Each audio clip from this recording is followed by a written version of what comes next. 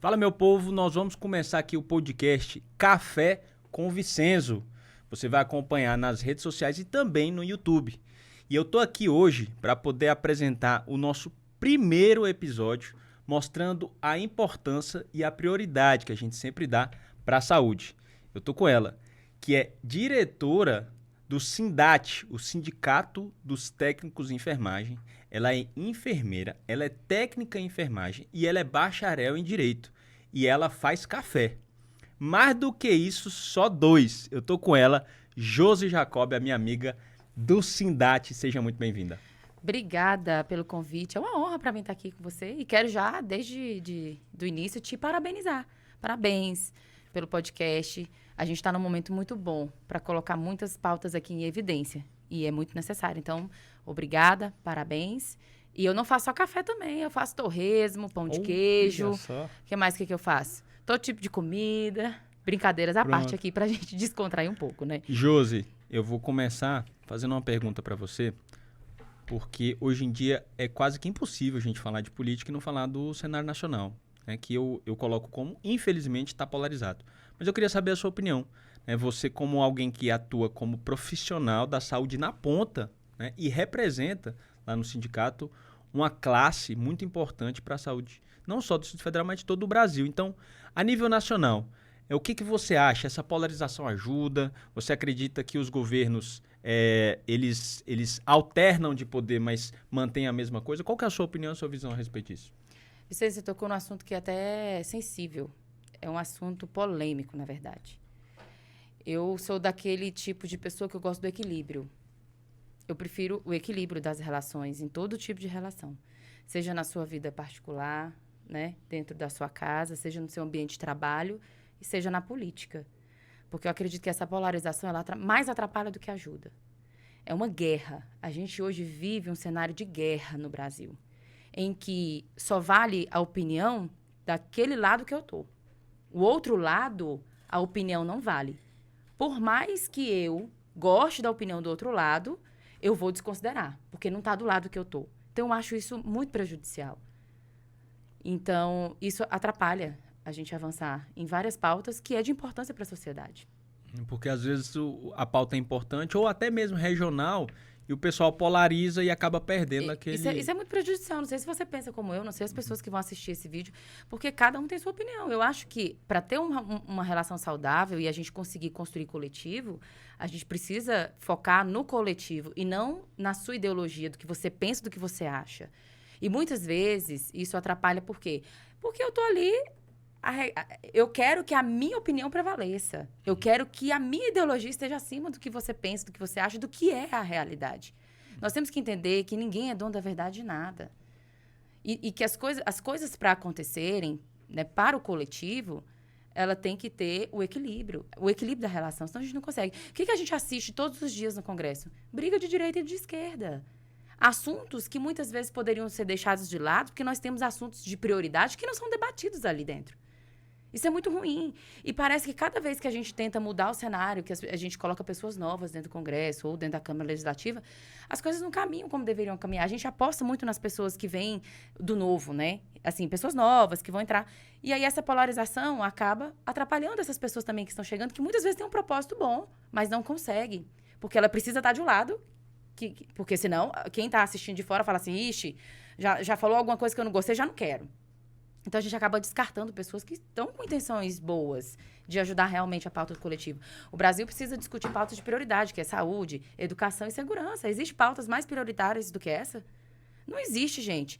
Mas parece que fica só no blá, blá, blá, nas brigas, nas confusões da polarização direita e esquerda. Eu acho que isso é muito prejudicial. Não sei se eu consegui te responder. Perfeito, né? Perfeito. Se era essa a sua pergunta taxativa. Sim, eu sou muito objetiva aqui. Então, para mim, atrapalha sim. A gente precisa... Então, o que eu entendi foi o seguinte, você me corrija se eu estiver errado. Sim. Nem direita e nem esquerda, a pauta é saúde. Com certeza. Né? Então, acho que o que for bom para a saúde, a gente precisa unir o que é bom na esquerda, unir o que é bom na direita, porque temos que encontrar um ponto em comum. Por isso que eu falo que eu sou do equilíbrio, sabe por quê? Porque tem muita coisa da direita que eu concordo. E tem outras coisas da esquerda que eu também concordo. Né? O SUS, por exemplo. Né? O SUS é uma pauta que a esquerda normalmente levanta mais. Eu acho que o SUS é a pauta da população. Uhum. O SUS é a pauta para o povo. né? Então, a gente não pode colocar, eu defendo o SUS porque eu sou da esquerda, ou eu não defendo porque eu sou da direita. Vou levantar uma polêmica sobre o SUS aqui. Eu sei que isso é polêmica, vai lá. Eu Posso tô no levantar? podcast da pessoa mais Posso polêmica levantar? do Distrito Assim, Federal porque na eu vejo- atualidade. Tá o quê? Você tá o quê? Não entendi. Desculpa. Eu estou no podcast da pessoa mais polêmica do Distrito Federal na atualidade. Tá. Atualmente. Teve mais polêmica. Mas vamos lá, minha pergunta, ela é moderadamente polêmica. Na sua opinião, por que as pessoas levantam uma bandeira, que eu já ouvi isso, né, e não concordo, mas de acabar com o SUS? Você acha isso certo? Pelo que eu acredito, não. Mas o que você mais pode contradizer ou rechaçar essa alegação de acabar com o SUS? Por que seria ruim para o Brasil acabar com o SUS? Pelo amor de Deus, né? Acabar com o SUS é você querer acabar com a vida do cidadão que não tem como pagar um plano de saúde. É você acabar com a vida das pessoas vulneráveis que são atendidas no SUS. Como que a gente vai fazer com essas pessoas? A não ser que você tenha um plano melhor. A não ser que você diga...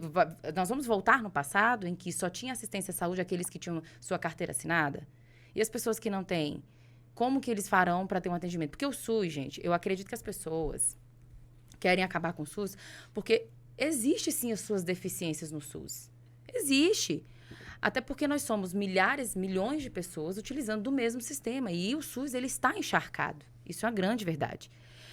Mas ele entra em colapso a partir do momento que ele não é prioridade para o governo. Então, a gente não tem que querer acabar com o SUS. Nós temos que querer fortalecer o SUS. Como que a gente vai fortalecer o SUS?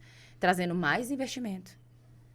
Josi, mas já tem muito dinheiro na saúde. Então, nós temos que ter uma gestão que coloque o SUS como prioridade. Não é acabar com o SUS. Eu acho que essa ideia de acabar com o SUS, ela é totalmente errada. Errada. A gente tem que valorizar o SUS cada vez mais e fortalecer o SUS. O problema da saúde pública do Distrito Federal e do nosso país é porque ela não é prioridade para os políticos. Vicenzo, não é prioridade para os políticos. E é aquela coisa clichê que a gente sempre escuta falar, mas eles não olham com prioridade porque eles não utilizam do SUS. Talvez sim. Quem tem que lutar pelo SUS somos nós, cidadãos, que utilizamos do SUS. Porque se o político ele não utiliza do SUS, ele vai usar como bandeira política. E isso já é de praxe há muitos anos, mesmo antes de eu nascer, de você nascer. Já existia essa briga por uma saúde pública. E o SUS, ele nasceu devido ao povo, que foi à rua brigar por uma saúde pública. Foi à rua brigar para que todos tivessem assistência de forma igualitária. Eu não conheço não a história do SUS. Você não conhece? O SUS nasceu na 8ª conferência. Quando o povo se reuniu, fez a conferência e lutaram para que o SUS pudesse existir na Constituição. O SUS, ele entrou na Constituição em 88. O SUS é novo. Mas o povo foi brigar pelo SUS. Quem foi brigar pelo SUS? O povo. Foi o político que levantou a bandeira? Não, foi o povo. O povo se reuniu, o povo se rebelou de uma certa forma que eles conseguiram colocar hoje o SUS na Constituição. Hoje, naquela época, na Constituição. Mas teve algum movimento? O pessoal foi pra rua, alguma coisa assim? Eles faziam reuniões, faziam as suas reuniões, faziam as suas conferências de saúde. Nas conferências de saúde virava o quê? As portarias ministeriais. Então, o Ministério da Saúde acatava ali as suas diretrizes, né? E isso foi virando depois ações de lei. Então, assim, existia o SUS fora da Constituição? Não era uma obrigatoriedade, porque não era constitucional. Então, depois da 8ª conferência, colocou-se que o SUS deveria nascer dentro da Constituição. É igual a questão do piso salarial da enfermagem, né? Eu ia falar disso, era pra lá que eu tava levando. A gente não tinha o piso, aí criou-se a lei do piso, a lei 14.434, mas ele não estava dentro da Constituição. Então, a gente precisou lutar para colocar uma emenda na Constituição para colocar o piso salarial dentro da Constituição. Para quê? Para que ele seja pleno, para que ele tenha realmente a sua plenitude na hora de você praticar esse piso salarial, embora com todos os defeitos que nós temos, porque o STF veio, modulou a lei, né? Legislou ao invés de modular. Na verdade, ele legislou. Né? O STF ele veio aqui e fez toda uma alteração na lei do piso. Colocou carga horária, diminuiu os valores, enfim. O SUS, ele nasceu, então, de fato, na Constituição de 88. Entendi. E ele se tornou constitucional. Por quê? Porque o povo se uniu e foi atrás de criar um plano que desse cobertura assistencial para todo brasileiro. Então, eu sou totalmente contra essa fala de acabar com o SUS. O SUS não é só assistência ali na ponta, é a água que você bebe, isso aqui, ó, o SUS fiscaliza isso aqui. Nós temos vigilâncias epidemiológicas, vigilância sanitária, tudo através do SUS. O SUS, ele é amplo, ele é lindo. As pessoas falam assim, o SUS é lindo no papel, porque na hora que você busca assistência, você encontra as suas dificuldades. Encontra. Encontra mesmo, mas não é por conta das dificuldades que a gente vai vir aqui dizer que tem que acabar com o SUS. Porque por mais que tenhamos dificuldades na assistência, nós também temos muitas pessoas sendo salvas com o SUS. O SUS opera, né? Você está passando mal, quem vai te buscar? Ambulância. É o SUS, né? É o SAMU. Se você sofreu um acidente aqui, quem vai te socorrer? É o SUS. Perfeito. Como que eu vou acabar com esse serviço, Vicente? Perfeito. A gente não pode acabar com o serviço, mesmo que ele tenha suas dificuldades. Claro. Nós não podemos acabar. É a mesma coisa de dizer assim, vamos acabar, então, com a segurança pública? Vamos acabar com a educação? Não, sua fala é perfeita. Teve um momento aqui, eu cuidei do gabinete de crise lá do Amazonas, durante a pandemia. 2019, 2020 ali. E eu assinei junto com, na época, o deputado Derrite, hoje ele é secretário de Segurança Pública lá do Tarcísio, em São Paulo, mas nós assinamos juntos. Eu estava na procuradoria e nós conseguimos liberar os estádios para funcionar como hospital de campanha no Brasil inteiro. E realmente, muitas pessoas morreram nos hospitais de campanha, tiveram alguns problemas, mas poucas pessoas falam que nós conseguimos, com 2 folhas e 2 assinaturas, ajudar a salvar mais de 200 mil vidas no Brasil. Pronto, perfeito. Então, eu acredito que a sua fala faz coro a esse movimento que foi de salvar vidas. Realmente existem os que a gente perde, a gente lamenta e luta por eles até hoje, mas se não fosse esse movimento, se não fosse essa alternativa, mais gente teria morrido. Você falou uma parte interessantíssima, que eu estava aqui pensando, inclusive, de trazer a pandemia. Na época da pandemia, como essas pessoas fariam para ter o atendimento? Né? Como que a gente faria? E se teriam morrido mais que o dobro, né?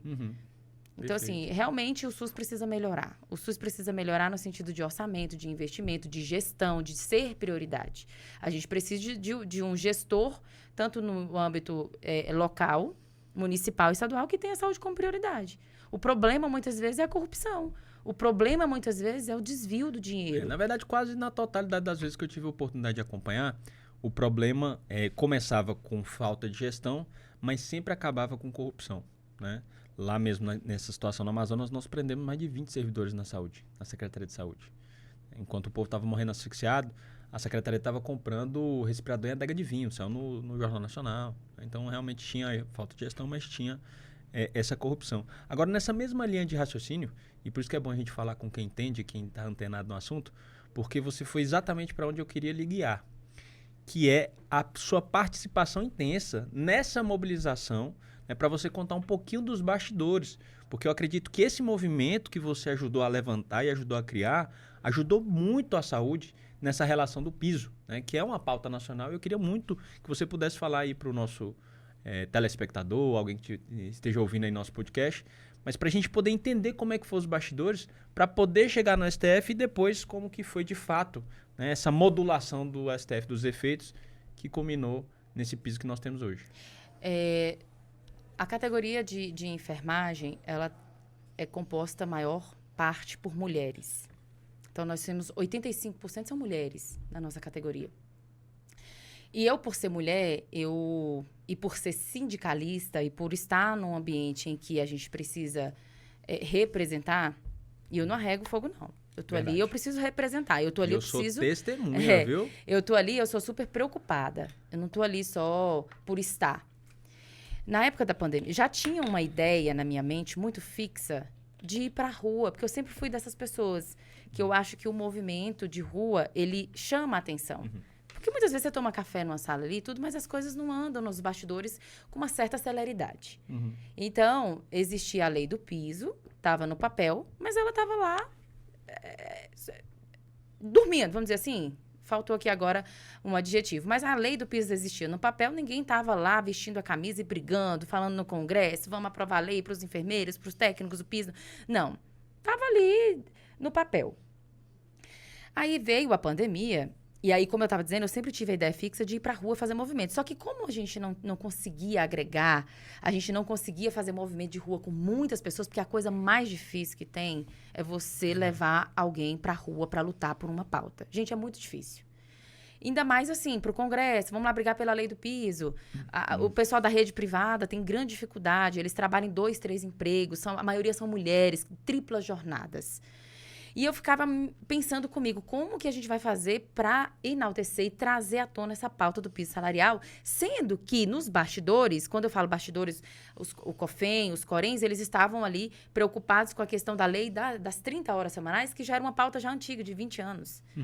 Então, não tinha ainda uma organização e a gente não tinha conseguido avançar em nada na pauta das 30 horas. E como que eu, sozinha, ia conseguir trazer o interesse dessas pessoas de mudar de pauta e ir para o piso salarial? Então, assim, não tinha muito mecanismo para que eu pudesse alcançar e trazer aquele tanto de gente para a rua. E você sabe que é difícil trazer as pessoas para a rua. Na internet o povo fala que é maravilha, né? Mas na hora de ir para a rua não vai. E na época que eu tive a ideia de ir para a rua, nós ainda estávamos muito devagar nas redes sociais ainda. 2017, 2018, ainda não estava com aquele boom, assim, tinha o Facebook, mas não era tanto. Hoje nós temos muito mais aquecimento no Instagram e o WhatsApp. Isso favorece demais também. E aí veio a pandemia, como você disse. E a pandemia foi um boom. Por quê? Porque as pessoas já ganhavam pouco. E as pessoas não podiam nem voltar para suas casas para não levar o vírus para dentro da sua casa, para sua família. Então, nós estamos falando de profissionais, principalmente da iniciativa privada naquela época, ganhando um salário mínimo, na linha de frente. Aquilo ali me revoltou. Correndo risco de vida, né? Correndo risco de vida. E aí, as pessoas ligavam para mim, me ligavam, mandavam mensagem o tempo todo pedindo socorro. Vocês precisam fazer alguma coisa. E eu precisava dar resposta para eles. E eu fiquei pensando, agora é hora de ir para a rua, então. Daí, eu chamei ali algumas pessoas nos bastidores e convidei para a gente fazer uma marcha da enfermagem, indo para a rua. Porque a marcha da enfermagem, na minha mente, ia surtir efeito? Porque a gente não podia ficar na rua. Então, eu imaginava um grupo de pessoas sendo vistos como doidos ali na rua. Mas por que eu queria ser visto como loucos? Porque nós estávamos quebrando as regras do lockdown. Para que pudesse chamar a atenção dos políticos. Eu pensei exatamente nessa linha. Eu falei, mas agora é que é hora de ir para a rua. Por quê? Porque se eu colocar 2 pessoas ali no Congresso, com carro de som, pode ser 2 pessoas, a mídia vai lá. Vai falar assim, o que vocês estão fazendo aqui? E, de repente, isso vai virar uma pauta nacional, de repente, isso vai se alastrar de uma forma que a gente vai conseguir. Você queria gerar um fato político. Eu queria gerar um fato de visibilidade, fato político, para que as pessoas pudessem reconhecer o valor dessa categoria, porque era um momento sensível em que a mídia só se falava nisso. E aí nós tínhamos uma rede social totalmente aquecida, pedindo para ficar em casa, né? Lembra? A enfermagem começou a ganhar visibilidade na rede social. Fica em casa, né? Não vamos espalhar o vírus, fica em casa. E nós estamos aqui nos hospitais e vocês devem ficar em casa porque não tem vaga para todo mundo. Se você pegar o vírus, você, né, pode não ser atendido, porque estava muito superlotado e estava faltando naquela época insumo, porque o mundo todo estava usando todos os insumos que tinha. Resumindo, para não ficar tão extenso aqui, foi isso. Nós fomos às ruas depois de um ano, ainda estávamos naquele distanciamento de 2 metros, e isso trouxe a visibilidade. A primeira vez que nós fomos às ruas com 1.000 pessoas foi na Marcha da Enfermagem. E isso trouxe uma visibilidade que, de repente, 1.000 pessoas, e de repente nós estávamos no DFTV. Que dia que o DFTV teria feito uma pauta dessa se fosse num dia comum? E que dia que a gente ia conseguir colocar 1.000 pessoas na rua se não fosse o apelo daquela época das redes sociais? Porque nós estávamos num momento realmente de muita visibilidade para a saúde e para a enfermagem. Então, a gente conseguiu colocar 1.000 pessoas, e essas 1.000 pessoas, elas abriram espaços, né, para que essa pauta ela crescesse mais. Ela abriu uma visibilidade e aí nós conseguimos mobilizar com essa primeira marcha, nós conseguimos mobilizar, inclusive, os bastidores que não eram favoráveis. Porque naquela época, eu vou contar aqui, pode ser polêmico, mas naquela época eu liguei para o hoje atual vice-presidente do COFEM, antes ele não era o vice-presidente, eu liguei para ele convidando o COFEM para dar apoio à marcha da enfermagem, e eles falaram não. E quem é? Não é momento. Hoje ele é o vice-presidente atual do COFEM, é o Daniel. Daniel. Liguei para ele. Daniel. Eu disse, Daniel, dá apoio para a gente ir para a marcha. Não é momento. Não é momento por quê? Se as pessoas estão pedindo socorro. Eu preciso fazer algo para dar uma resposta para quem eu represento. Eu acho que nós temos que ir para a rua agora, porque agora é o momento. Agora isso vai viralizar. Porque as pessoas estão em casa, elas estão procurando rede social para assistir, elas estão procurando tudo. O jornal, a mídia, a grande mídia está procurando furo de matéria para poder dar visibilidade. E como nós estamos agora com a saúde em foco na mídia, é possível sim da gente ganhar visibilidade. E foi isso. Fomos às ruas. E deu certo. Deu certo. Aí conseguimos trazer caravanas. Aí os conselhos regionais dos estados começou a ver diferente. Aí o COFEM também começou a olhar diferente. Eles então começaram a deram o braço pensar assim, torcer. bom, eu acho que agora está na hora da gente entrar. Então, da segunda, terceira marcha em diante, nós já tínhamos já vários conselhos envolvidos, vários atores aí dos bastidores que eram totalmente contra. Eles começaram a ver diferente. E isso começou a mobilizar o Congresso. E junto com o evento de rua, nós tivemos também os bastidores correndo. Nós tivemos que correr para a rua para os bastidores caminhar. Os bastidores estavam parados. Então, nós tivemos que ir para a rua para mobilizar os bastidores, e aí os bastidores são conselhos, COFENS, políticos, para que eles pudessem, então, pegar aquela pauta e falar, cara, acho que agora é hora da gente correr atrás. Então, a gente estava na rua e eles estavam atrás ali nos bastidores, tentando articular reuniões, mexendo com o Congresso, articulando, né? E aí virou um boom mesmo, todo mundo foi para as redes sociais, começou todo mundo lutar por essa pauta, e realmente foi uma pauta de sucesso. Foi uma pauta de muita comoção na época, em que nós tivemos unanimidade, por exemplo, no Senado foi unânime a votação, no Congresso como um todo foi unânime. Só o Partido Novo que votou contra. Então, assim, não posso falar que foi unânime, né? Foi a grande maioria, né? Porque nós tivemos um partido, que é o Partido Novo, que foi contra o piso salarial. Entendi. Agora, você, pelo que eu acompanho, né? Você é muito de mobilização. Você fez aqui no Distrito Federal, e aí podem falar qualquer coisa, mas vão ter que contar a sua história. Porque, para quem não sabe, a Josi foi uma grande estimuladora a fazer a primeira marcha pela saúde pública do Distrito Federal. Ano que vem, Josi, vai aparecer um monte de gente, ano de eleição, um monte de gente querendo apoiar a saúde, um monte de gente falando da saúde. Mas eu estava lá como testemunha ocular e vi você se levantando nesse momento difícil que o Distrito Federal passa, e você fez um grande movimento, uma mobilização muito importante para o Distrito Federal, que foi a marcha pela saúde pública aqui no DF. Você acredita, e aí eu vou falar de vários governos, mas você sabe que eu sou oposição à atual gestão, você acha que isso de alguma forma vai ajudar a movimentar, você acha que isso vai ajudar a mudar alguma coisa de fato na saúde do Distrito Federal? Ou você acredita que, pelo sentimento que você teve, que o governo não vai ligar para essa situação e vai continuar fazendo o que vem fazendo, né? Aumentando os GES e reduzindo aí a Secretaria de Estado de Saúde, que é o que tem acontecido. Ele tem desmontado a Secretaria de Saúde, na minha visão, e tem investido todas as energias, né, inclusive financeiras, nos GES. O que você acha? Vicenzo, como eu disse, estava falando, quem tem que lutar pelo SUS somos nós. Nós utilizamos o SUS. É a Dona Maria, o seu João, por mais que seja difícil. Mas eu acho que a sociedade, ela precisa fazer um cronograma de lutas intensas pelo SUS. Porque pode ser o governo que for. Pode ser qualquer governo que for. Hoje nós temos o Ibanez, no passado nós tínhamos o Hollenberg, que inclusive o Hollenberg começou a terceirização aqui da saúde. Ele criou o Instituto Hospital de Base. Então, amanhã pode ser outro governo. E se a gente não pegar a pauta para cobrar, para acompanhar, para exigir, eu acredito que pode piorar. Pode piorar. Entendi. Então, a ideia da Marcha pela Saúde é da gente realmente fazer um cronograma. Eu não sei se eu vou conseguir, porque eu sei que isso demanda tempo, energia, custo, logística, e isso demanda também uma dificuldade de atrair pessoas. É difícil. O seu João, o seu José, ele vai para a rua quando algo mexe com ele. Por exemplo, vou dar um exemplo aqui. Por exemplo, você acha que fosse o Bolsonaro vindo para a Marcha da Saúde, ia estar cheio ou ia estar vazio? Ia lotar, né? Então, porque mesmo meio de semana, durante a semana, as pessoas trabalhando e tudo, mas eu não entendo, não. É lotado de gente na rua atrás do Bolsonaro. Se fosse um show de graça aqui, na frente da Câmara, com um artista famoso, ia estar cheio? Lotado. Então, eu fico me perguntando, será que as pessoas realmente querem estar lutando por essa pauta, saúde?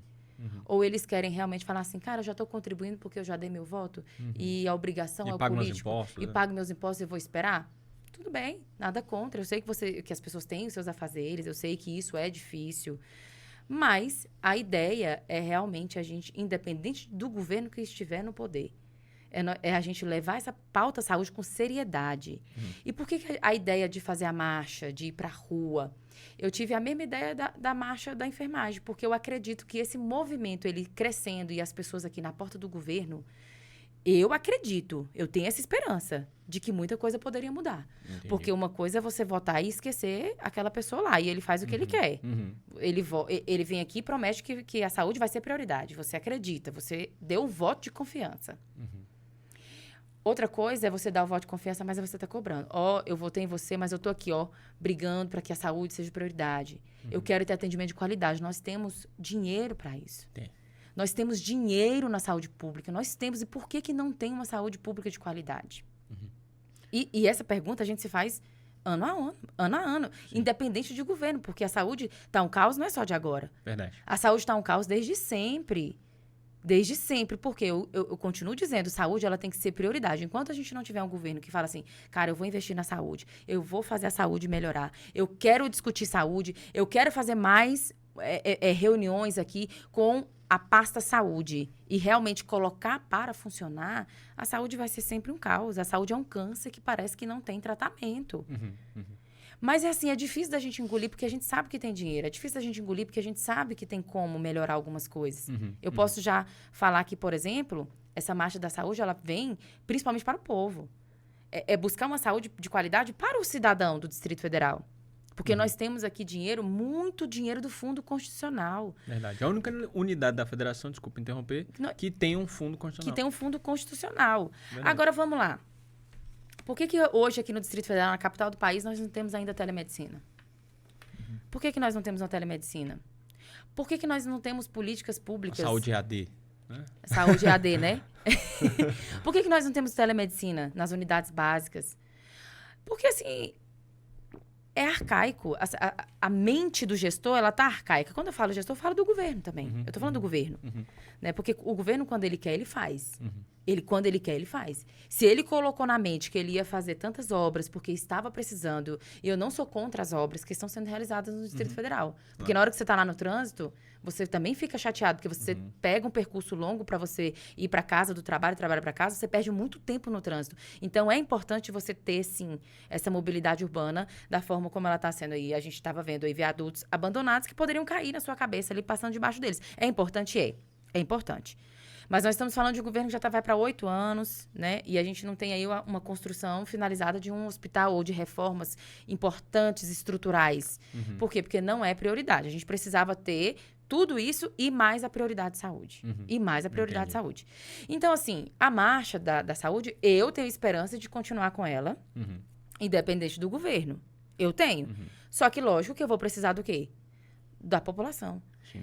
Mas eu também não sou nenhuma figura importante. Eu não sou nenhuma figura famosa. Eu não sou nenhuma figura que atrai pessoas. Eu acho que eu vou pedir o apoio depois, né? Das figuras famosas aí, da política, para poder atrair as pessoas. Pronto. Porque parece que a população não está importando muito. Ou está dizendo assim, isso é firula. Vou pra rua, não vai resolver nada. Gente, resolve. Se a gente colocar 1.000 pessoas na porta do governo daqui 2, 3 meses, eu colocar 1.000 pessoas lá, pauta saúde, brigando por saúde, prioridade. Beleza, ele pode até não falar nada agora. Ele pode até se fingir de morto. Normal. Daí passa 3, 4 meses, tô lá eu de novo, mais 1.000 pessoas na porta do governo. E bota som, e bota bandeira. Acabou. Daqui a pouco eu boto 3.000 pessoas na porta do Buriti. Saúde tem que ser prioridade. Eu quero ampliação, eu quero isso, eu quero mais pessoas para trabalhar, eu quero mais servidores, nomeações, ampliações e tal. Toda a pauta da saúde, porque a pauta da saúde é extensa. Mais médicos, mais isso, mais aquilo. Ele pode até não falar nada com 3.000 pessoas.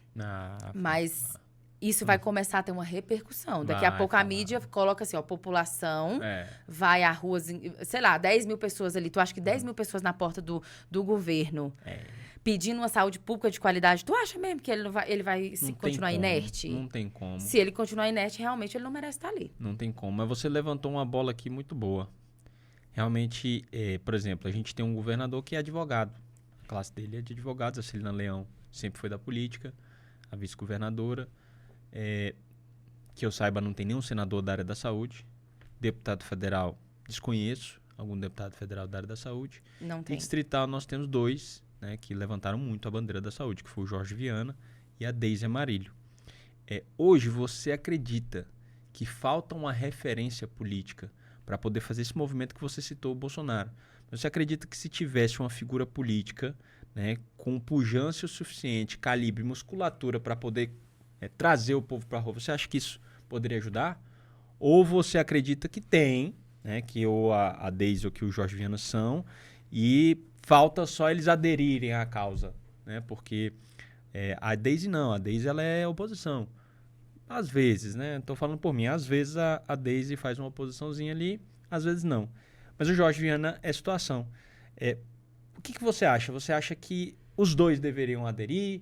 Ou que quem é governo não deve aderir? Quem é oposição? O que você entende sobre isso? Eu acho que todo cidadão deveria aderir. Sabe por quê? Porque a pauta é SUS. A pauta é saúde. E como eu digo, independe do governo que está lá, A, B ou C, direita ou esquerda. Mas isso é muito difícil. É complicado. Porque, querendo ou não, um movimento como esse, para quem é base de governo, é como se ele fosse contra o governo. Uhum. Então, eu até aproveito a oportunidade de dizer que eu não criei a marcha, eu não queria ir para a rua para falar mal ou bem do governo. Uhum. É uma pauta, é falar da saúde, é a gente exigir uma saúde de qualidade, porque nós estamos na capital do país. Gestão, na gestão ou na gestão que vier, Isso, qualquer gestão. Então, eu vou aproveitar para fazer 2 convites. Né? Vou fazer 2 convites aqui. Vou convidar o Jorge Viana a participar do podcast o dia que ele puder. Você manda esse abraço para ele lá. Claro. Gostaria muito que ele pudesse vir aqui. E o próximo convite é para ele participar, né? Quando tiver a próxima marcha da saúde. Pronto. Agora, isso aí é polêmico, né? Porque dependendo... Como fica uma pauta assim, muito assim, vai falar mal do governo, eu não posso. Vai falar bem do governo, eu também não posso, porque eu sou oposição. Mas isso é normal na política, né? A gente tem que saber e interpretar isso. E eu não tô aqui, lógico, para fazer julgamento de nenhum deles. Eu acho que... Jorge, tu não for na marcha da saúde, bicho. Pelo amor de Deus. Mas olha, eu posso dizer aqui, eu vou falar uma coisa para você. O Jorge, ele coopera muito com a saúde pública. Né? Até porque... Hoje você acha que o quê? Entre o parlamentar os dois aí, mais... você acha que quem é destaque para a saúde? E aí você conhece mais do que eu, não tô colocando você na fogueira. Só um pouquinho. Claro, tá. Só um pouquinho. Quem que você acha que se destaca mais como figura política da saúde? A Deise ou o Jorge? Jorge Viana, sem dúvida. Jorge Viana, até porque ele está no segundo mandato. Então, é questão de lógica, né? Ele está no segundo mandato como o primeiro técnico de enfermagem, enfermeiro que se elegeu não tem nada com o Jorge, não. Deputado dele, distrital. Ele vai ser legal a barbinha dele. Assim, ele se destaca mais. Até porque o Jorge, ele é o deputado que mais investe na saúde. E eu não estou inventando isso, vocês podem abrir o portal da transparência e constatar a veracidade do que eu estou falando. Eu não estou inventando nada aqui. Eu quero que você pesquise, eu quero que depois você faça um vídeo e fale, rapaz, não há de ver que o Jorge Viana realmente é o deputado que mais investe na saúde, o que mais investe na saúde. E a nível federal, Reginaldo Veras fala que investe muito, investe mesmo? Eu nunca pesquisei, e aí é uma falha que a gente precisa corrigir isso aí, hein? Vamos dar uma olhada. Porque falar de saúde a gente precisa saber. Mas eu estava vendo que tem muita emenda parlamentar. Hoje, eu também sou do Conselho de Saúde do Distrito Federal. Hoje nós tivemos um relatório lá de apresentação, que é a RAG, Relatório Anual de Gestão. E nesse relatório, eu constatei lá que nós recebemos 367, se eu não me engano, salvo eu, 367 milhões de emendas parlamentares dos deputados federais para saúde. Para a saúde. E vamos olhar sobre o IGES. E aqui do Distrito Federal, pouco mais de 40 milhões, não, 33 milhões. Então, as verbas dos deputados federais estão vindo com um valor maior. Eu até te pergunto se lá tem diferença. Acho que a emenda para federal é maior do que distrital. Com certeza sim. Talvez seja por isso, né? Não, os distritais têm 16 milhões, antes era 12, acho que uns 15 milhões. O federal tem mais de 30. É por isso. Tem emenda de então, bancada, gente, é por isso. Tem emenda Pix, tem emenda fantasma, tem emenda sigilosa, tem tudo que é jeito, sem imaginar. Mas aí, a gente precisa deixar claro aqui. Eu sei do trabalho do deputado Jorge Viana, eu sei que ele é comprometido. E eu preciso falar isso, eu não sou injusta, não posso ser injusta e nem grata. É um cara que está fazendo a diferença no sentido de mandar emendas para a saúde, e ele investe na saúde. Porque uma coisa, Vicenzo, é você se intitular e falar assim, eu sou o deputado da saúde, eu brigo pela saúde. Brigar pela saúde e não investir a sua emenda na saúde não faz sentido, é incoerente. Então, eu acho que o Jorge, ele é coerente nessa parte. Ele briga, ele se coloca como um defensor da saúde, mas ele investe na saúde pública. Então, se tiver faltando algo, que está faltando, a prioridade vem do gestor maior. Entendi. Né? E a Deise? A Deise eu não olhei quanto de emenda que ela investiu. Eu também não vi. Eu não vi, mas eu sei que ela estava lá embaixo na... Eu não me lembro agora quanto de Não, emenda foi só que pra ela te perturbar investiu. um pouquinho, porque senão o programa ia ficar muito água de salsicha. Você quer polêmica, Claro, né? A claro. Deise é uma colega... Agora eu vou pra uma polêmica. É uma colega que eu acho que tá indo no caminho certo também. Ela tá aí representando muito bem. Caminho bom, Mas caminho bom. é um caminho bom. Não tô aqui, longe de mim, de criticar aqui de forma agressiva, porque eu sei Não, também claro que que lá não. não deve ser fácil Eu pra critico a ela, Deise né? porque ela disse que ela é deputada do Guará. Ela não é deputada do Guará. Ela mora no Guará, mas ela é deputada da saúde, do que ela foi eleita. No Guará, ela nem viu onde é que ia ser a UPA. Aham. A UPA tá num lugar péssimo. Cadê? Que a deputada Deise não falou nada. Mas vou entrar na última polêmica, prometo, antes da gente ir pro café quente, Sem café problema, frio. bora. Mas é uma polêmica boa. Claro. Recentemente, com toda essa crise, com tudo que tá acontecendo na saúde do Distrito Federal, foi anunciado, e aí eu abro aspas e chamo todas as vênias possíveis aqui, porque quem vai falar, né, você sabe que gosta de falar. Então, assim, o grande projeto de governo do Distrito Federal para melhorar e atenuar a crise que está tendo na saúde foi à frente do tempo. Foi tão à frente do tempo, tão sensacional, tão genial, que até agora eu não consegui entender. Se você conseguir, me explica, por favor. Que é instalar câmeras de segurança nas UPAs. É muito bom. Isso aí vai ajudar muito a saúde. Isso E aí eu polêmico. queria saber o que você acha, porque pelas contas que eu fiz aqui rápida, depois eu dou a informação concreta, vai mais de 150 milhões de reais só com as câmeras. Ainda tem manutenção. Isso aí vai passar de 200 milhões fácil. Eu queria saber o que o povo do DF acha disso. Pois é, essa é uma pergunta boa, né? Porque você entendeu? Eu não consigo queria entender. saber, você, cidadão do DF, o que você acha disso? É isso que você está pedindo para a saúde pública? Fica outra pergunta, né?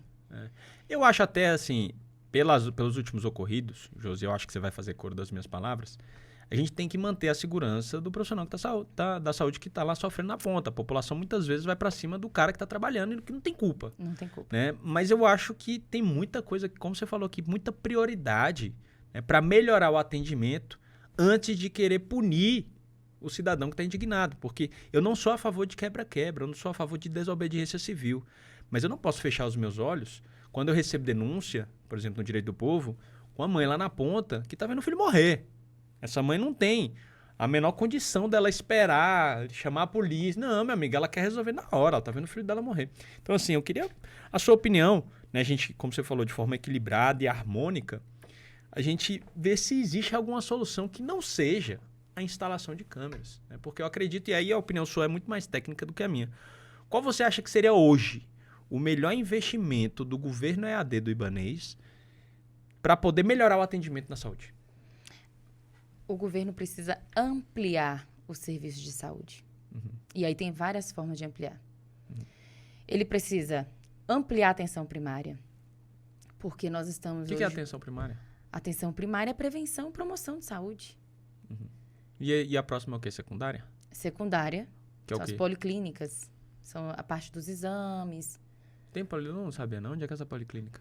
Você não conhece as policlínicas do DF, não? Ei, Vicente, você tá precisando andar um pouquinho. Por isso que eu pra chamei você conhecer a saúde aqui. pública Não, do eu DF. chamo é quem entende. Eu chamo é quem entende para poder me falar aqui. Pronto. O que é a saúde de secundária? A saúde secundária é a parte em que nós vamos tratar, por exemplo, prevenção é primária. Isso aí você gravou. Então, mas aí a UPA, a UBS é o quê? O povo não sabe o que é isso. UPA. A UPA é secundária. Primária. A primária é a atenção primária, são UBS. as unidades básicas de saúde.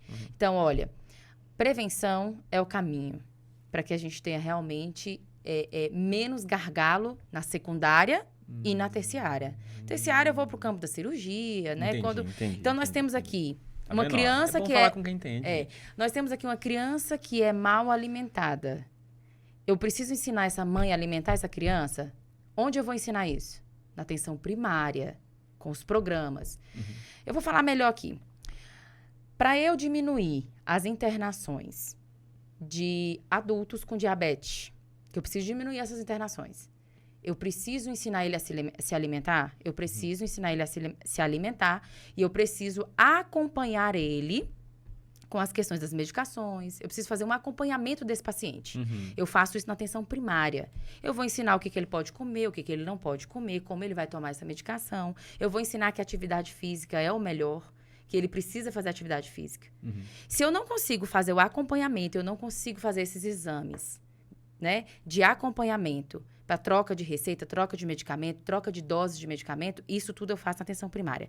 Se eu não tenho uma atenção primária de qualidade, o que vai acontecer? Ele sai da primária, vai para a secundária, vai resolver um problema e vai que poderia ter ser sido internado. prevenido. Isso é um gasto. Isso é um problema, porque eu acabo encharcando as internações. Né? E as pessoas acabam também morrendo. Então, a gente precisa fortalecer a atenção primária. Entendi. Então, eu poderia... Prevenir sempre é o melhor remédio. remédio. É o melhor remédio. Entendi. Eu preciso prevenir desde a gestação. Eu preciso tratar de um pré-natal. Eu tenho que dar um pré-natal de qualidade. Para a gente diminuir também as doenças que são contraídas na gestação. Como é o caso da sífilis, que aumentou muito. Sífilis congênita. Por quê? Porque não teve acompanhamento. Por que eu não estou tendo acompanhamento? Porque hoje as unidades básicas de saúde, elas estão muito mais focadas nas emergências. E emergência é o quê? É secundário. Então, eu não tenho que abandonar a primária, porque essa criança que é asmática, que está vindo para a secundária, é porque ela não recebeu o medicamento lá na primária, porque ela não recebeu as orientações, porque ela não conseguiu atendimento da primária para acompanhar ela. Um tratamento ali. Entendi. Porque você tem que prevenir. Aí você acaba não prevenindo e encharcando a secundária e a terciária. Você vai lá para a fila de cirurgia. Hoje o Distrito Federal amarga 37 mil pessoas numa fila de cirurgia. Caramba, eletiva? Eletiva e muitas de urgência também, que acabam ganhando pulseirinha vermelha, mas que vai para a fila. E tá lá na fila. Que é o caso de vesícula, por exemplo. As pessoas estão passando mal, chegam no hospital com crise de vesícula, recebe uma pulseira vermelha, porque diz, você precisa fazer essa cirurgia, mas você vai pra fila. Você vai pra fila. Caramba. Então, sobre as câmeras que você está dizendo, são 156 milhões. Eu fiquei assim, Esse é o valor. Surreal. O que a população precisa? Por que as pessoas quebram as unidades? Por que as pessoas agridem quem está na ponta? Eu acredito que elas agridem pela demora. Eu acredito que elas agridem porque elas se sentem abandonadas ali na ponta. Você chegar numa UPA e você falar, não tem atendimento... Para uma mãe que está com filho. E você falar isso para um pai e para uma mãe, por mais que a criança não vá morrer, os pais, eles precisam desse atendimento. Muito pai, ele deixa o trabalho e ele é prejudicado no seu local de trabalho porque ele precisa levar o filho para ter atendimento. E ele precisa apresentar o atestado de comprovação que ele esteve naquela unidade. E você não ter esse atendimento gera um conflito. Eu não sou a favor de quem quebra as unidades. Eu não sou a favor de vandalismo. Eu não sou a favor daquele acompanhante ou daquele paciente que vá para cima daquele profissional. Isso a gente não pode normalizar. Isso não é normal. Não é normal. Mas por outro lado, a gente precisa entender que isso só vai minimizar quando eu tiver uma ampliação dos serviços de saúde. Quando eu tiver médico suficiente, quando eu tiver equipe de enfermagem suficiente, quando eu tiver toda a equipe suficiente para o atendimento. Quando eu conseguir diminuir essas filas, quando eu conseguir dar vazão a esses atendimentos. Construir mais UPAs talvez não seja a melhor saída. Por quê? Porque você tem que ter leitos de retaguarda. Então, o que adianta você construir mais UPAs se você não vai ter onde internar essas pessoas que vão chegar ali? As pessoas vão chegar na UPA com AVC e ela vai precisar ser internada. A UPA não era para ficar as pessoas internadas ali mais do que 24, 48 horas. Não era. Você tem que dar vazão para elas, porque elas precisam de leitos de internação no hospital e nas UTIs. Aí você chega hoje na UPA, as pessoas estão entubadas há 30 dias aguardando uma vaga. E ela está ocupando um leito, ocupando o médico e aí toda a equipe e não consegue dar vazão para os casos até mais simples que chegam. Então, o que a gente precisa? A gente precisa ter duas coisas aí, por exemplo. Você é pulseira verde, você não vai morrer. Só que o médico que está na UPA, ele está cuidando de todos os pacientes que estão lá dentro graves e cuidando das pulseiras laranjas, que serão prioridades para ele. E quem é verde vai lá para a unidade básica de saúde. Só que chega na unidade básica de saúde, muitas vezes você não consegue atender. Porque você está com pouco médico, você tem pouca equipe. Chega a ter um técnico de enfermagem para atender 3 equipes. Você encharca a unidade básica. Aí você fala não para esse cidadão e fala bem assim, olha, você tem que procurar a UPA, porque aqui é atenção primária, mas procura a UPA. Não, já vim da UPA. Aí ele volta para a UPA. Aí fica esse jogo. Agora. Então vai para o hospital. Chega no hospital, o hospital fala assim, pulseira verde, você tem que ir para a UPA. Aí chega na UPA, não, você tem que ir para a unidade básica de saúde. Chega na unidade básica de saúde, hoje o médico não vai Isso atender. quando ele não faz um monte de exame, aí chega num lugar, a gente estava até falando aqui, não comunicam, né? Os sistemas, o TRAC não comunica, porque um é IGES, o outro é SES. Aí você tem que fazer todo o exame de novo, perde mais tempo, atrasa mais o atendimento, né? É um jogo de empurra que você não consegue realmente dar vazão. E muitas vezes a pessoa vai de ônibus, né? Passa da UPA, vai de ônibus pro hospital. A pessoa perde um dia e não consegue atendimento. Como ela vai justificar que ela perdeu um dia de trabalho para procurar atendimento e não conseguiu? Nada, para né? nada. Pra nada. É complicado, assim, o cidadão sofre. Você como profissional, né, vai até dar mais credibilidade no meu projeto. Você me disse se é viável ou se eu tô ficando doido. Eu falei mais cedo sobre o Saúde EAD. O Saúde EAD é o aplicativo que eu acho que deveria ter. A gente tem dinheiro suficiente para isso. Já passou da hora. A gente está na era de inteligência artificial, de tecnologia. Era digital. Então, assim, a minha visão, até como advogado, tá? Lá no Direito do Povo, a gente recebe muita denúncia e recebe muita ação para pedir leito de UTI. A gente tem que entrar com a liminar.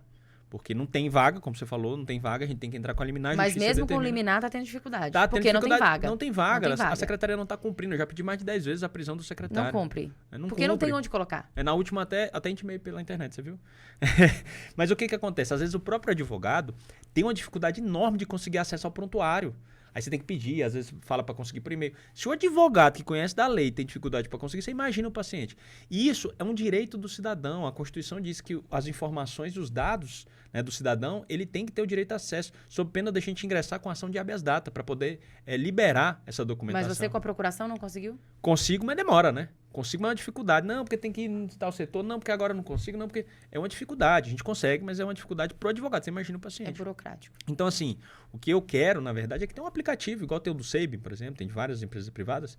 A gente tem um aplicativo, né? O Saúde AD. A gente clica lá e aí tem todos os exames que eu fiz na rede pública, seja na UPA, seja no hospital, seja na UBS. Tem tudo lá. Eu consigo não só acompanhar os exames, os prontuários, mas eu consigo também, como você falou muito bem, prevenir, porque a inteligência artificial já me mostra, a glicose está alta, ele vai ter que maneirar a glicose, vai ter que tomar medicamento, a gente consegue prevenir as doenças e a gente consegue entregar toda a informação do paciente na mão dele. Você acha que é viável isso ou eu estou ficando doido? Eu acho que seria interessantíssimo. Nós estamos na era digital. Pronto. Eu acho que é super pertinente a sua ideia, o seu projeto. Obrigado, foi aprovado aqui pelo Não, mas esse tipo de discussão já se faz há muito tempo no Conselho de Saúde. Mas você não acha que às vezes é uma coisa que parece simples, falar, é doido? Não, gente, eu acho que falta boa vontade. Sim. Eu acho que falta boa vontade de falar, gente, pelo amor de Deus, a gente gasta milhões aqui com sistemas que não são integrados. Vamos criar um só? Só que não é todo mundo que vai ter acesso a esse prontuário. Porque o prontuário não próprio pode cidadão, ser... O próprio paciente. O próprio paciente. Ele teria acesso mais celular, rápido. igual o GovBR. Igualzinho o GovBR. Perfeito. Você tem que ter o acesso, tem a biometria, tem tudo. Aí o médico que vai precisar de acesso, né? Eu boto o QR Code, ele lê o QR Code, ele tem, durante aquele período ali de 1 hora, 2 horas, ou se precisar de novo, ele renova. Mas ele, pelo QR Code do paciente, ele tem acesso a todas as informações necessárias do médico. Claro. Eu acho que é viável. Perfeito, viável, com certeza. Então um dia a gente cria esse negócio. Precisa criar. Vou te falar, vai entrar pra história, viu? Vai. Isso vamos digitalizar a saúde. Tudo que for favorável e for agilizar o processo no atendimento, tem que ser implementado. Não tem por que não. E hoje nós temos capacidade tecnológica para fazer acontecer. Falta boa vontade. Falta boa vontade. Muitas vezes tem até as ideias, né? Agora, a gente sabe que é um gargalo para colocar para funcionar. Isso é um gargalo. É muito complicado, é muito complexo falar de saúde pública, né? Porque você tem os projetos, tem as ideias. Aí uma hora é orçamento. O orçamento é curto. Outra hora tem orçamento, não tem projeto. O dinheiro volta. Então, assim, é um gargalo que a gente vai amargar por muitos anos. A não ser que a gente comece a fazer as marchas da saúde o tempo todo ali na porta do governo, pedindo para qualquer governo que esteja lá, tem que olhar com prioridade para a saúde. Mas a saúde, ela tem que ser acompanhada. Saúde, ela tem que estar em foco. Eu vou partir já para a parte final. Agora que o bicho pega. Agora é polêmica? Agora é a parte boa. Meu Deus do céu. Agora é a parte boa. Não me comprometa. Mas eu sei que você vai sair bem. Você vai sair bem. Tomara. Vamos lá. Essa parte que é muito atribuída para quem você tira o chapéu. Só que é o seguinte, café quente ou café frio? Café quente para quem se acredita que fez alguma coisa boa, né? Uma política, um movimento, um protesto, alguma coisa boa para o Distrito Federal ou para o Brasil. E café frio, né? Para quem você acredita que não fez como deveria. E eu vou começar a fazer as perguntas aqui, já vou começar com a polêmica. Josi Jacob. você daria Tchii. o café quente ou o café frio? Essa é moleza, hein? Para o governador Ibanez Rocha e por quê? Vixe! Tic, tic, tic, tic. Se eu for falar no âmbito da saúde, eu dou café frio. Por quê? Porque eu me lembro muito bem que nós estávamos saindo da era Hollenberg. E nós amargamos muito com o Hollenberg. E quem acompanhou sabe. Olha, nós passamos maus bocados com o Hollenberg. Quando chegou o Ibanez, as nossas esperanças se reacenderam. E eu não falo só a esperança para o servidor que foi massacrado pelo Hollenberg. Eu falo de saúde como um todo, para a população, para tudo. A gente imaginava no discurso dele, porque ele falou. Então, ele trouxe uma esperança para a gente de que a saúde do DF ia ser, assim, prioridade. Ele falava, saúde tem que ser prioridade. Exatamente. Ele falou assim, olha, o Instituto Hospital de Base não pode, não pode prosperar, né? Não pode, enfim. Então, a gente achava que ele ia fazer algo muito revolucionário para a saúde. A gente imaginava uma revolução na saúde do Distrito Federal. E a primeira atitude dele foi exatamente criar o IGES para substituir o Instituto Hospital de Base.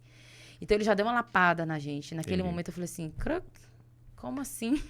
Entendi. Então, eu fiquei um pouco decepcionada com o discurso dele, de que saúde pública é prioridade, nós vamos priorizar. E, de repente... A montanha pariu um rato. Então, mas ele não é ruim nas outras pautas, né? Nas outras pastas, por exemplo, de mobilidade urbana. Eu acho que na mobilidade urbana, ele fez o que muitos não fizeram. Porque a gente estava... O trânsito do Distrito Federal caótico. Ela querendo esquentar o café. Ela querendo requentar o café aqui. Na área da saúde, eu dou o café frio. Pronto. Agora, então, eu dou o café frio, mas eu faço as minhas ponderações, claro. Sim, né? Sim. Então, assim, a gente nunca vai encontrar o máximo ou o mínimo. A gente tem também que saber reconhecer o lado bom de cada gestor. Tá querendo requentar o café de novo. Vamos dar o morno, então, né? Não. Era melhor o morno, A palavra de Deus diz que porque tu não é quente atrás. Nem frio, hei de vomitar-te. Não pode ser morno. É frio. Então, vamos lá, vamos avançar. Frio, vamos avançar. Vou deixar um agora mais polêmico pra você. Pronto, vamos lá. Josi Jacob. Você tá dando sorte, viu, Josi? Sabe por quê? Porque nos próximos o pessoal da equipe aqui vai se virar. Já conversei com o Daniel. Eu quero colocar... Lembra o Big Brother, quando o pessoal bota aqui e vai o batimento na tela? Pra ver se é verdade? Não, o batimento na tela. Batimento cardíaco. O batimento cardíaco na tela. Não, eu tô aqui com uns 90 batimentos. O próximo eu vou botar o batimento... Não, tá normal, tá tranquilo. Então vamos lá. Você daria, Josi Jacob, pronto, o café quente ou frio para o pré-candidato ao governo pelo PSB, Ricardo Capelli? Frio. E por quê? Onde é que estava Capelli quando estava com o governo Hollenberg? Onde você estava, Capelli? Onde o senhor estava? Nós sofremos muito com Hollenberg. E não apareceu Capelli hora nenhuma para fazer o que ele está fazendo. Por mim, ele pode continuar fazendo, porque eu acho que todo governo tem que ter oposição. Acho que ele não é daqui, é? Não sei. Não. De onde surgiu? Não sei. Agora essa vai ser boa. Pronto. Quero ver. Josi Jacob. Josi Jacob, você daria o café quente ou frio para o ex-senador Regufe? E por quê? Esse é fácil. Eu dou café quente. Com certeza. Regufe, ele para mim, ele é um modelo a se seguir. Não sei se a gente conseguiria seguir ao pé da risca, ao pé da letra, porque não é fácil fazer o que o Regufe faz. Verdade. O Regufe, ele revolucionou a política do Distrito Federal. Verdade. Cara, eu era novinha ainda quando eu via o Regufe. Eu sempre gostei da forma como ele conduziu a política aqui no DF. O cara que economizou, o cara que é totalmente contra a corrupção, mas ele vive o que ele fala. Né? Verdade. E ele tá no SUS, né? Ele tá no SUS, não tá? Ele abriu mão de caráter irrevogável e retratável do plano de saúde. Você conhece algum político aqui do DF que é igual ao Regufe?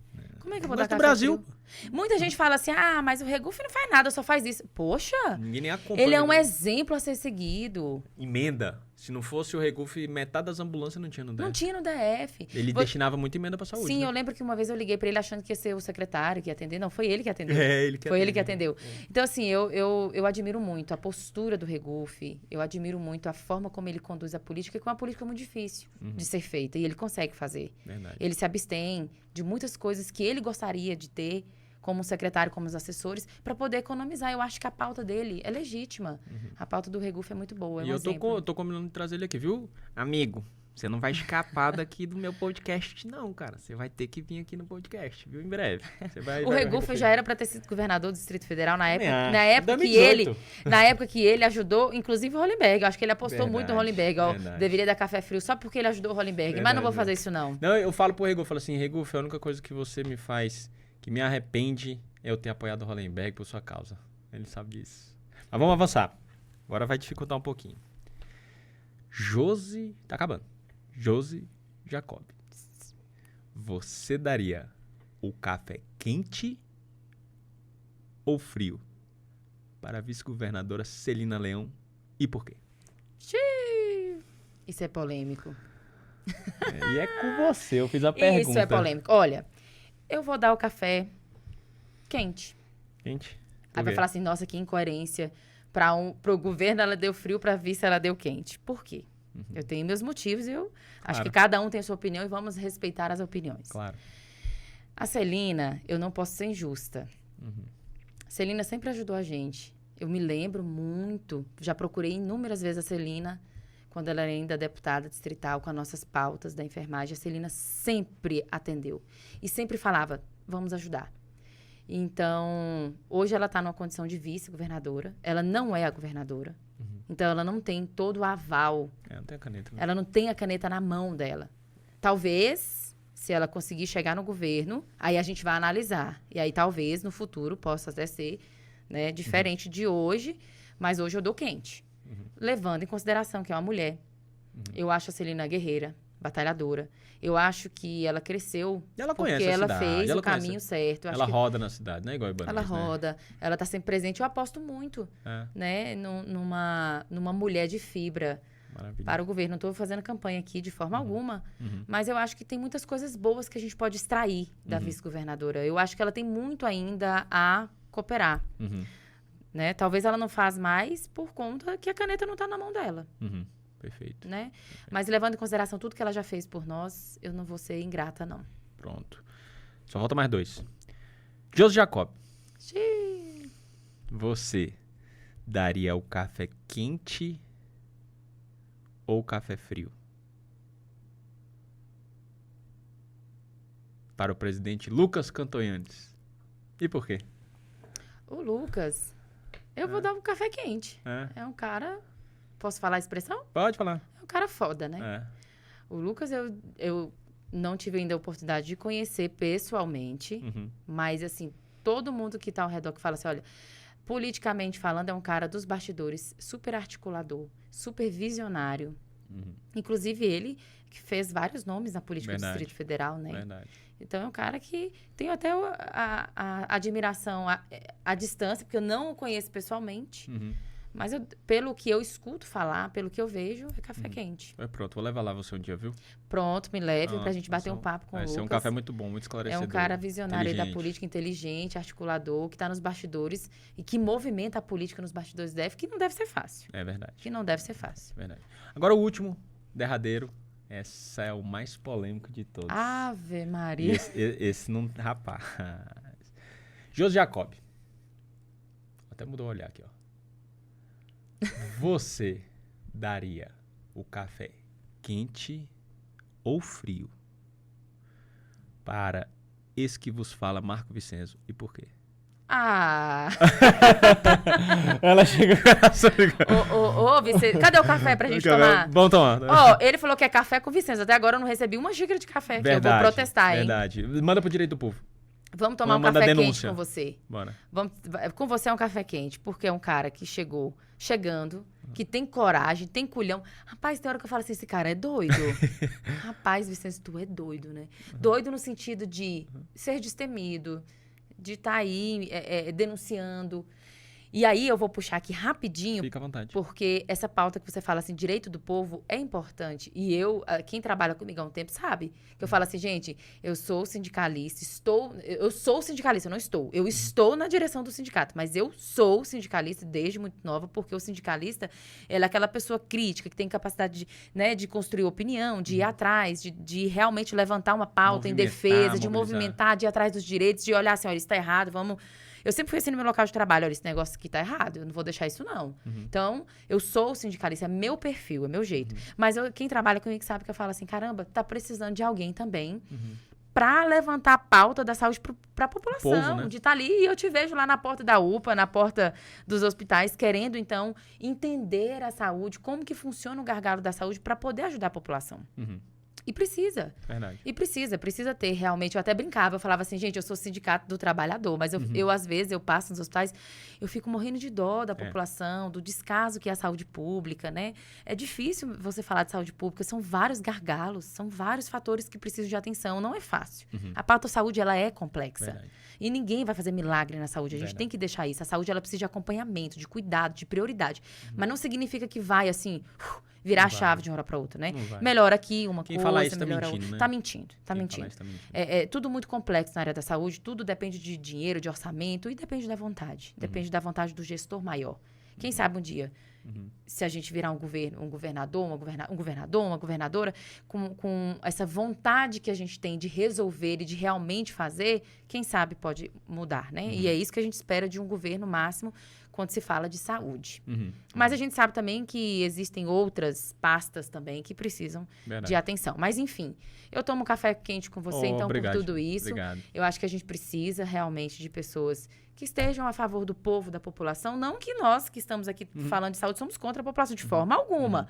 Tanto que eu fiz questão de criar a Marcha da Saúde para deixar claro que nós precisamos, sim, de melhorar a saúde para a população. Nós temos, sim, as nossas pautas para os profissionais, para os servidores, porque eles são instrumentos importantes para fazer isso girar. Os servidores precisam ser bem tratados para tratar bem a população. Um servidor que recebe mal, servidor que está lá cansado, sobrecarregado. Hoje nós temos uma sobrecarga de trabalho gigantesca. Nós temos uma sobrecarga de trabalho real na Secretaria de Saúde. E eu estou sobrecarregando esse trabalhador e essa assistência ela vai ser precária. A população sente isso. Né? E depois vai lá para cima da população, do trabalhador que está na ponta. Verdade. Coitado, ele não tem culpa nenhuma, né? Porque o servidor está aqui gritando, pedindo socorro. Hoje o servidor pede socorro Você falou um por negócio conta da sobrecarga de trabalho. Você falou um negócio que foi muito pertinente quando a gente estava no trio. Você falou assim, o servidor também é vítima da crise. O servidor também sofre com tudo isso que está acontecendo, né? Porque ele é atacado. Então eu achei muito pertinente. Agradeço. Vou passar para você fazer as considerações, mas agradeço aí pelo café quente que você me serviu. Ficou faltando café, mas eu vou trazer. Vou trazer pra você. Tô devendo um café pra ela, viu, gente? Gente, eu já tô protestando aqui pros próximos, viu? Já vai ter a Nossa, xícara do café, ó. Ela já faz Cadê aqui o café pra gente tomar? Verdade. É brincadeira Tá vendo? parte O aqui. Tadashi veio aqui, em vez dele trazer o café, não queria ficar se metendo Tadashi, no cadê o podcast. café? Podia ter entrado com a xícara de café. Mas, Josi, considerações. Obrigado mais uma vez por você ter participado. Fala aí teu arroba, né? Um projeto que você tiver, site, o que você quiser. Aí o espaço é teu, tá aberto pra você falar com o povo. Olha, gente, eu sou uma pessoa que tenho esperança e enquanto houver esperança, a gente vai lutar. Se nós perdermos a esperança na pauta SUS, provavelmente as coisas vão continuar ou irão piorar. Então, a gente precisa aliar a nossa esperança com a possibilidade de fazer e de lutar. Vamos aliar a nossa esperança com a nossa garra, com a nossa dedicação, com a nossa força e vamos em frente. Porque a gente precisa alimentar a nossa esperança de que haverá, sim, um SUS melhor para todos no futuro. A gente precisa lutar com pautas do SUS que são possíveis e reais de acontecer. Então, a gente falar sobre o projeto que você me colocou, Vicenzo, é um projeto totalmente possível, Saúde AD. É totalmente possível a gente conseguir telemedicina para agilizar os atendimentos daquelas não prioritários, que estão ali precisando de atendimento, mas que não é prioritário naquele momento, mas que precisa ser atendido. É possível a gente criar programas de tecnologia para alcançar o cidadão para que ele possa, da própria casa dele, marcar uma consulta. Então, assim, são gargalos totalmente possíveis de resolver, mas que a gente precisa lutar para que isso aconteça. Não é só dar o seu voto e dizer assim, já contribuí, já votei, porque a população pensa exatamente assim. A minha contribuição é votar. Não, você precisa votar realmente. você vai votar. Mas a sua contribuição, além de votar, é lutar para que aquela pessoa, aquele gestor, aquele governo, aquele deputado que você colocou lá, você precisa acompanhar ele, cobrar dele. Você precisa cobrar para que ele realmente tenha essa pauta que você tanto precisa, que a saúde é um bem precioso que nós temos, é a saúde e a segurança. Porque quem não quer se sentir seguro? E hoje nós estamos vivendo realmente muita violência. Nós temos uma onda de violência grande, nós temos um problema estrutural na segurança, nós temos um problema estrutural na saúde. E nós precisamos, como cidadãos, que pagamos os nossos impostos, alimentar essa esperança e ir em busca de uma saúde melhor, de uma segurança melhor, de uma educação também melhor, que é o trivial que a gente sempre fala. Eu cresci ouvindo isso. Saúde, segurança e educação. Mas eu nunca perdi a esperança. Eu acho que a esperança é o que vai nos alimentar, junto com a nossa força, a nossa vontade de fazer com que as coisas melhorem para todo mundo. E o coletivo é o que é importante. Então, eu agradeço a oportunidade de estar aqui. Eu acho que nós precisamos mesmo ter mais falas, mais espaços, mais programas voltados para falar de saúde, mais programas voltados para falar de segurança. E nós precisamos, principalmente nessa era de tecnologia, instigar a população a participar. A população precisa fazer parte. E hoje, todo mundo tem acesso aqui, à mídia. Hoje, todo cidadão pode emitir opinião de uma forma muito mais veloz, muito, muito melhor. Porque antes a gente dependia da mídia fechada. E a mídia fechada, a gente sabe que nos bastidores eles colocam o que eles querem. Mas hoje não. Hoje nós temos aqui o poder da mídia. Todo mundo hoje tem um celular e todo mundo hoje pode pegar, emitir sua opinião e botar isso para o mundo e atiçar e fazer pautas e trazer essas pautas que são importantes e cobrar. Hoje chamar todo a mundo responsabilidade. chamar a responsabilidade. Hoje todo mundo pode ir lá no Instagram do governador cobrar dele. Verdade. Todo mundo hoje pode ajudar. A gente tem que se ajudar e a gente tem que usar dessa tecnologia para isso. Boa. E a gente está aqui lutando para que a gente realmente tenha um SUS de qualidade. Até porque a minha família inteira, né? A minha família, realmente, da parte da minha mãe ali, os meus tios, meus parentes, meus primos, todos utilizam do SUS. Todos precisam do SUS. Então, nós temos que trazer a pauta SUS com muito carinho, com muita prioridade. E eu adoro falar de SUS. E o SUS, gente, quem construiu o SUS foi o povo. Isso eu falo. Quem construiu o SUS, quem ganhou o SUS, quem colocou o SUS na Constituição foi o povo, foi a força do povo. E quem vai fazer essa pauta melhorar é o povo, não é o político. Porque o político sozinho ele também não faz nada, e você sabe disso. Verdade. E o político sozinho ele não faz nada. Quem tem que aquecer o político e cobrar do político somos nós. E se a gente não cobra, isso vai se deixando, vai Não vira prioridade. não né? vira prioridade. Então, a gente tem que parar de tratar a saúde só como pauta política. A gente tem que tratar como pauta de prioridade na nossa vida. Porque nós é que vamos utilizar, não é o político. Josi, vou deixar aqui então o espaço aberto para você falar suas redes sociais. Pessoal, para quem quer acompanhar meu trabalho, siga lá as minhas redes sociais, o Instagram, @Josi com Y, Jacob, _. Josi com Y, Jacob, _. Segue lá que vocês vão ver o meu trabalho em prol da saúde pública e também em prol dos servidores da saúde, em especial aos técnicos de enfermagem. Agradeço então aqui a participação da minha amiga Josi Jacob, diretora do SINDAT, Sindicato dos Técnicos de Enfermagem. Vou pedir licença também para agradecer toda a equipe aqui, a Érica, nossa amiga que está sempre aqui apoiando a gente, e dizer para você, se você quiser acompanhar a íntegra do podcast mais polêmico da cidade, você vai acompanhar no YouTube Direito do Povo TV. E se você quiser acompanhar os melhores cortes e os mais polêmicos, você vai entrar no @VicenzoDF. Lá você acompanha tudo que a gente falou aqui e os melhores cortes vão para rede social. E como eu sempre digo para você, exija os seus direitos, mas cumpra os seus deveres. Eu, Marco Vicenzo, pelo direito do povo.